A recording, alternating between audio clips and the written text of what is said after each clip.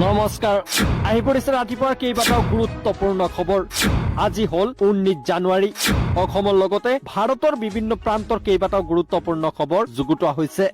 আহি পৰিছে ৰাতিপুৱাৰ প্ৰথমটো গুৰুত্বপূৰ্ণ খবৰ আমছুৰ প্ৰাক্তন সভাপতি ৰেজাউল কৰিম চৰকাৰক লৈ মুকলি প্ৰশ্ন কৰিলে বদৰুদ্দিন আজমলে ৰেজাউল কৰিম চৰকাৰ আমাৰ দললৈ আহক আমাৰ দললৈ আহিলে আমি ৰেজাউল কৰিম চৰকাৰক আদৰি লম আলটু ফালটু দলত যোগদান নকৰিব বুলি মই পৰামৰ্শ দিছো লগতে এআইইউডিএফৰ প্ৰধান বদৰুদ্দিন আজমলে ৰেজাউল কৰিম চৰকাৰৰ বিষয়ে আৰু কেইবাটাও মন্তব্য কৰে ৰেজাউল কৰিম চৰকাৰ কংগ্ৰেছত যোগদান কৰাৰ 12 ঘণ্টাৰ পূৰ্বে ফোন কৰি বাধা দিছিলো কংগ্ৰেছত জাতিৰ হৈ মাত মাতিব নোৱাৰা বুলি অভিগত কৰাইছিলো তথাপিও কংগ্ৰেছত যোগদান কৰিছে কিন্তু 12 ঘণ্টা টিকিব নোৱাৰিলে ৰেজাউল কৰিম চৰকাৰৰ সন্দৰ্ভত এই ভয়ংকৰ বিস্ফোৰক মন্তব্য মুকলিকৈ দিলে বদৰুদ্দিন আজমলে আপুনি বদৰুদ্দিন আজমলৰ কথাত কি মত দেয় নিশ্চয় কমেন্টত জনাব আৰু ভিডিওটো যিমান পাৰে শ্বেয়াৰ কৰি দিব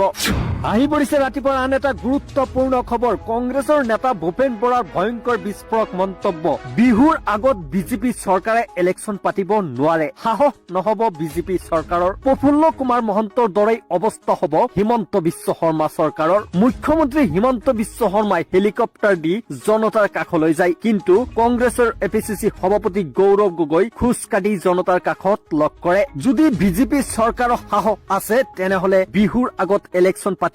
দেখাই দিয়ক এই উত্তপ্ত ভাষণ দিলে কংগ্ৰেছৰ নেতা ভূপেন বৰা আপুনি ভূপেন বৰাৰ কথাত কি কয় নিশ্চয় কমেন্টত জনাব আৰু ভিডিওটো যিমান পাৰে শ্বেয়াৰ কৰি দিবলৈ নাপাহৰিব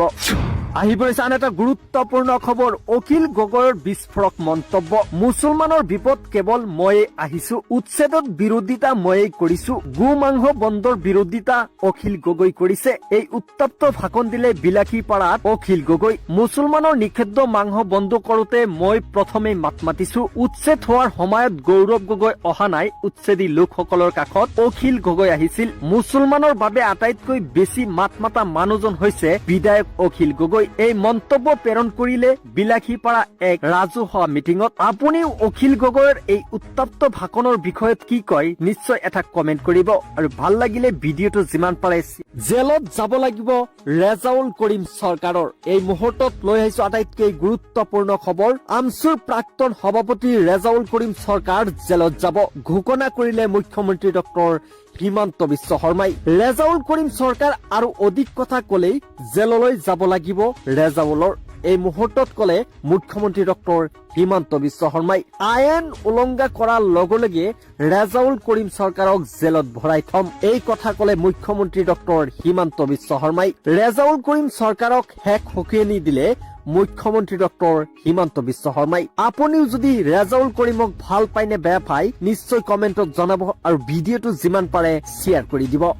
আহি পৰিছে আন এটা গুৰুত্বপূৰ্ণ খবৰ স্বাগতম জনালে প্ৰধানমন্ত্ৰী নৰেন্দ্ৰ মোদী গৌৰৱ গগৈয়ে প্ৰধানমন্ত্ৰীক অসমলৈ স্বাগতম যোৱাবাৰ অসমলৈ আহি তেওঁ জুবিন ক্ষেত্ৰলৈ নগল জুবিন গাৰ্গৰ নামো মুখত এবাৰো উচ্চাৰণ নকৰিলে এইবাৰ প্ৰধানমন্ত্ৰীয়ে জুবিন ক্ষেত্ৰলৈ যাওক আমি আহ্বান জনাইছো লগতে শিল্পী দিৱস উপলক্ষে জুবিন গাৰ্গৰ ভাৰত ৰত্ন প্ৰদান কৰাৰ কথাও আপুনি আলোচনা কৰক যাতে আজিয়ে এই কথা ঘোষণা কৰা হয় এই মন্তব্য প্ৰেৰণ কৰিলে কংগ্ৰেছৰ এপিচিচিৰ সভাপতি গৌৰৱ গগৈ প্ৰধানমন্ত্ৰীক আহ্বান জনালে আপুনি যদি গৌৰৱ গগৈৰ লগত একমত আৰু জুবিন গাৰ্গৰ মৃত্যু আৰু জুবিন গাৰ্গৰ প্ৰকৃত অনুৰাগী হৈ থাকে তেনেহলে আজিৰ ভিডিওটো 10,000 মানুহে শ্বেয়াৰ কৰি দিয়ক